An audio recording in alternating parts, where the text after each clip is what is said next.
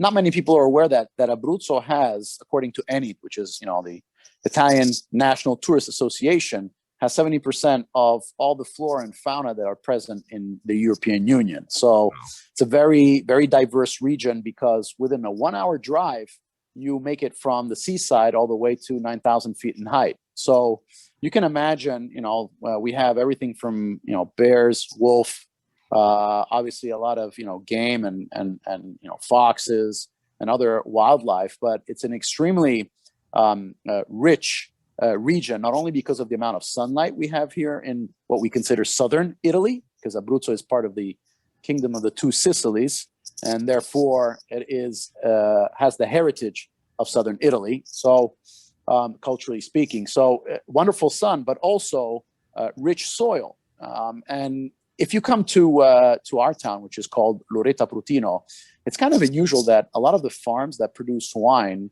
also produce a myriad of different agricultural products. So you won't see the landscape like you see in Piemonte, where it's literally vineyards, maybe a few hazelnut trees, or Tuscany, where you'll see sunflowers and maybe some wheat and olive trees. Here you see, from beans to lentils to chickpeas.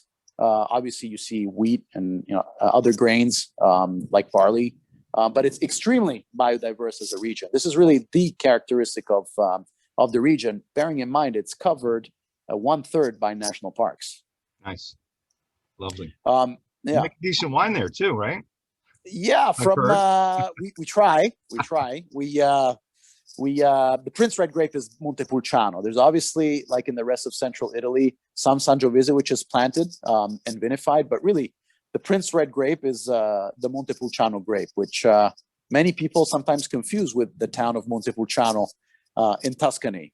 And there's actually a tight connection with Tuscany, which not many people are aware of, and that's probably the reason for this connection of the names. And it's historically a lot of the Tuscan noblemen back in the Medici days, obviously, like in present-day Florence, had a big business in textile. Right. And obviously, the major source of wool would originate from the Abruzzo region. So the Medici had also plenty of land out here. And probably, an agronomist came over with a grape variety, maybe from the town of Montepulciano, and decided to plant it here. This is one of the theories or the legends of how the Montepulciano grape came to be. But we know that the origin of this grape dates back thousands of years. Actually, at least wine production does, because we know that Pliny the Young obviously talked about Hannibal's troops washing their horses with the Montepulciano wine in order to get rid of scurvy.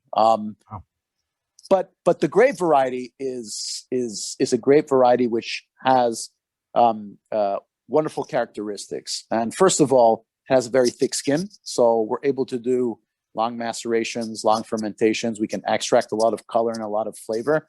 So you get that wonderful, ripe dark cherry, sometimes even licorice notes inside the wine when the wine ages for a few years. But it's got that also bright acidity, which is very typical of wines from the middle part of the Abruzzo region. We have a lot of influence from the seaside. We're about 20 kilometers or 15 miles from the seaside, but we also have a lot of influence from the mountain. So as you just disappeared on us. There you are. You're back. I'm sorry about that. That was an incoming call. I'm sorry about that. But basically, it's a wine which has both the ability of producing some very wonderful, fruit-forward notes, yep. But at the same time, it has these wonderful, dark chocolate, mocha flavors when aged in wood. So definitely a very versatile grape, I would say. If you think, there are actually some producers in the region which are actually making some sparkling rosés with the Montepulciano grape, which can be interesting. Yeah. The Montepulciano grape has also the ability to make a cerrosuolo, which is obviously the local rosé, which means cherry-like color. And this beautiful color is very impactful also in a sparkling wine. But for us, ideal pairing with a classic Montepulciano is obviously lamb or porchetta. That's one of the two. And Roast you pork. probably coming from the outskirts of Rome, you know very well that sandwich of porchetta is, it's almost like going to heaven. Absolutely. It's the best.